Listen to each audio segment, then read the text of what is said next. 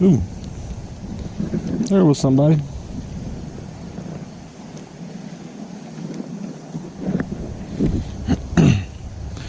Alright guys, what we're using today is probably the most used, most commonly known bait for stock trout nationwide.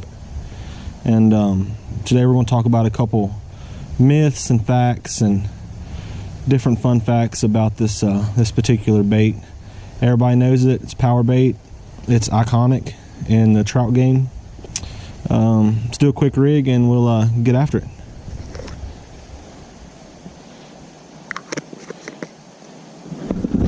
Traditionally, you'll take out a little piece and roll it up into a ball, just like that.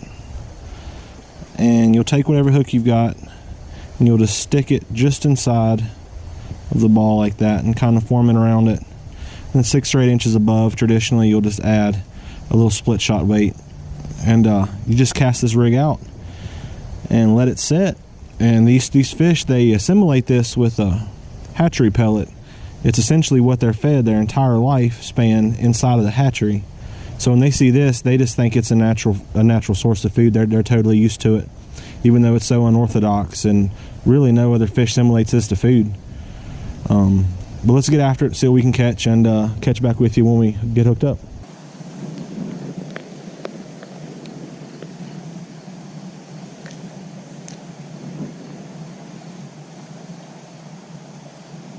Oh, I seen one come over and try to get that power bait. He's on there. Got him. There's number one.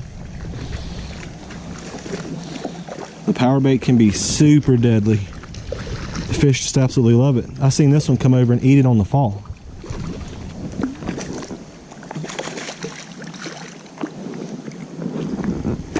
And there we go. Cool deal. The reason I like the circle hook so much is for this reason right there. You don't always hook them in the back of the throat or in the gills or in a place that will, essentially cause a mortality if you don't keep them. And these circle hooks, they have a habit of getting stuck right in the side of the jaw there. Sometimes stuck so good you can't get them out. This one should come out. There we go. And there's fish number one on the power bait. Another pretty good way to rig up power bait that not a lot of people know about, I'm sure some around here will, but you take your ball just like you're going to use it normally, and right as you get into a ball form, you kind of roll it out into a cylinder, just like that, and then place the cylinder in, place the hook in just like that, kind of cover your hook just like you always do, and it kind of ends up long like this.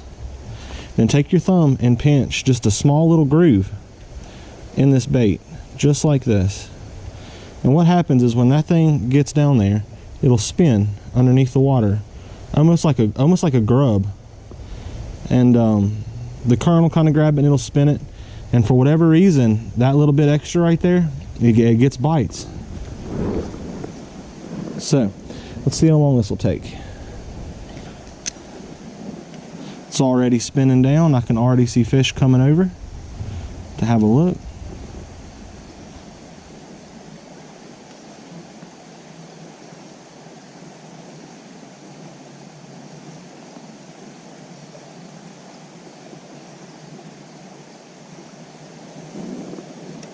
And as you can see, I don't know if you can, that thing spins pretty good down there.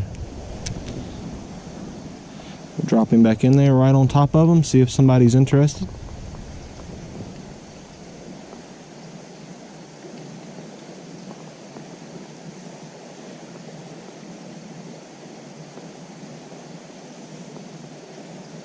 Looks like we got a bit of a snag. That's one bad thing about power bait, is it does snag up pretty good.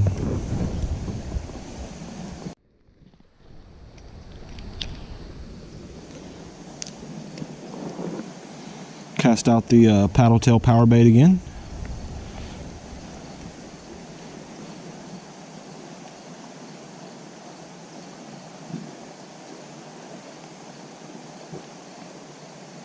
It's a bit of a waiting game when you're throwing power bait.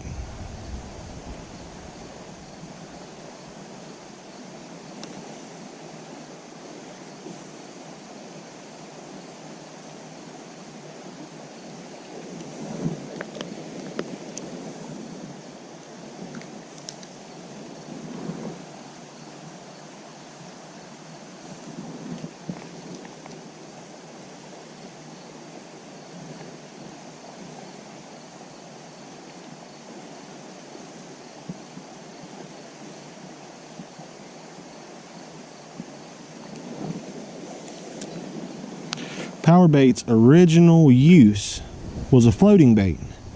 And that may seem kind of weird because, you know, nobody really uses it floating. I've seen a few, but not many. And the reason being, and the reason why it was so successful when it was first launched as a floating bait, was because in the trout hatcheries, the trout pellets that they feed them daily, they float. So the fish, you know, got accustomed to feeding, looking up and waiting for something to fall above them, and now, you know, that's how they fed. So over the years, people have kind of switched that from fishing floating it to putting it on a sinker. And it's kind of strange, because if you know the pellets float, essentially, you know, I don't really understand what assimilates the fish's thought process to making it food when it's subsurface. But for whatever reason, whether it be the smell or the shape or the way it moves, I'm not sure, they still look at it as food, and it's just so ridiculously successful. I mean, I've seen gigantic fish caught on power bait, and I've seen fish caught on power bait that wouldn't normally hit anything else.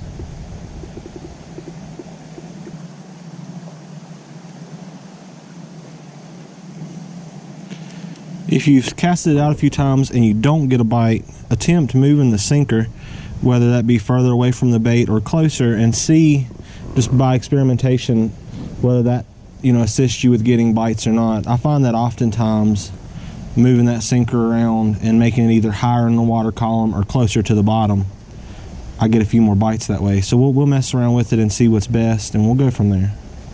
Looks like I've picked up somebody else's power bait rig.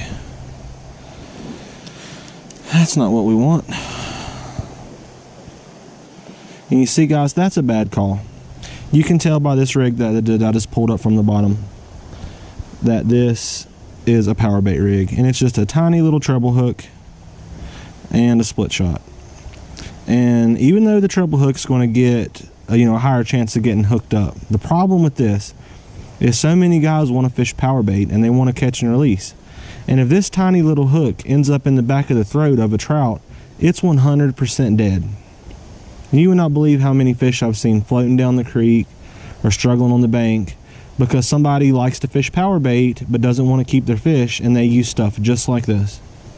So let's find a trash can for this. We'll get this out of the water, and we'll get back to fishing.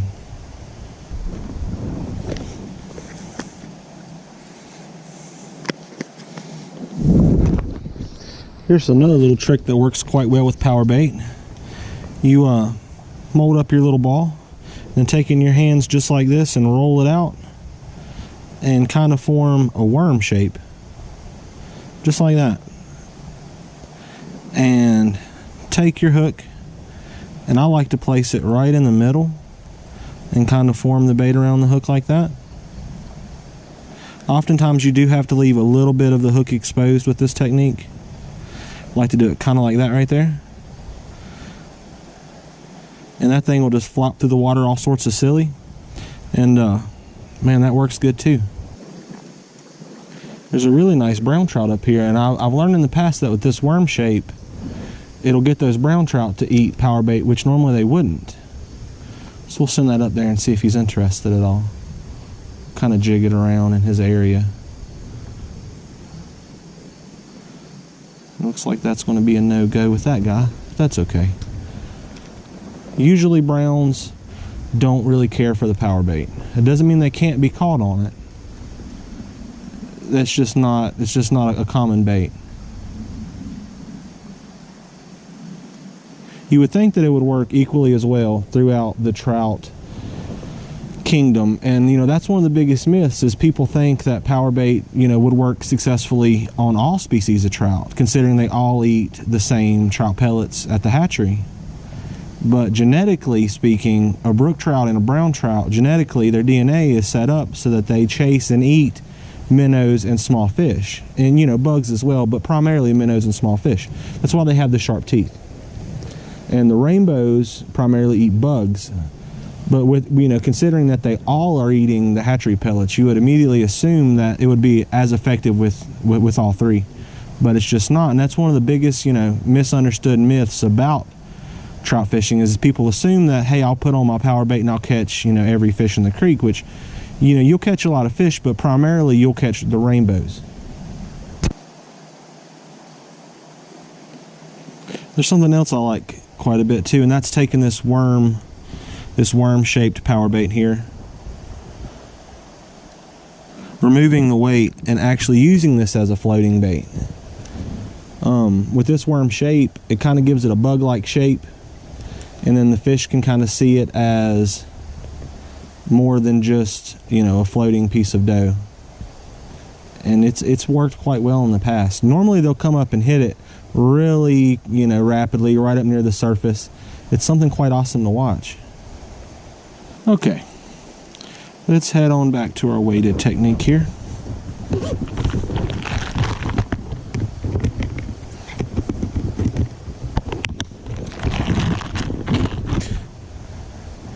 If you notice your bait isn't getting to the bottom quick enough, or if you're casting it out and it isn't staying on the bottom in the area that you wish it to, you can just simply add more weights. But be advised that too much weight will cause tension on the string when the fish pulls, and he'll recognize that and let it go. So to avoid that, if you need much more than 3 or 4 of these small split shots, it's best to add a swivel and a barrel sinker, or maybe even a bullet sinker, kind of like I was using in the Joe Flies tutorial. And you know, you can use a bobber stopper or a swivel, and that way your sinker will slide up and down and the fish won't feel any tension. But 2 to 4 you should be okay. Any more than 4, definitely add a swivel and a sinker, or a bobber stopper and a sinker. It's almost crucial. Traditionally, when trout fishing, you'll try to find you a stick like this, drive it in the ground a little ways, wiggle it in the dirt, wiggle it around until it's nice and snug, and then you take your power bait rig and you cast it out to the spot that you think the fish will be. You wait on it to sink. Once it's hit bottom, you reel up your slack and you just rest your rod there. Thousands and thousands of trout have lost their life to this technique, and we're going to give it a go right now. We'll just kind of stand above the rod here and give it a look. Try not to kick it down. We'll wait on the bite. Whenever you're fishing off of a forked stick like this, your bite can be detected one of 2 ways.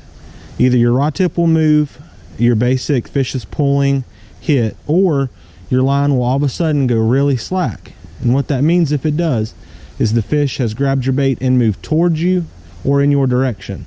So if you see your line fall slack and or pull, it's definitely time to set the hook. These fish, normally when they dedicate themselves to eating power bait, they'll swallow it all the way into their intestines pretty much the second it passes their teeth.